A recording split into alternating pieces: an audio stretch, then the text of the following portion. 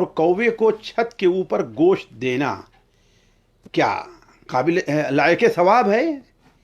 یہ چیز میرے نزدیک بڑی تردد کا سبب ہے کہ آخر چیل اور کوے کیوں، جبکہ یہ دونوں جانور ایسے ہیں کہ انہیں تو چیل کو حدود حرم میں بھی قتل کرنے کی اجازت ہے اور کوے کی ایک خاص قسم ہے اس کو حدود حرم میں قتل کرنے کی اجازت ہے، لیکن انہیں گوشت کیوں دیا جا رہا ہے؟ اس کے پیچھے کوئی غلط تصور، غلط عقیدہ اور وہم تو کام نہیں کر رہا ہے؟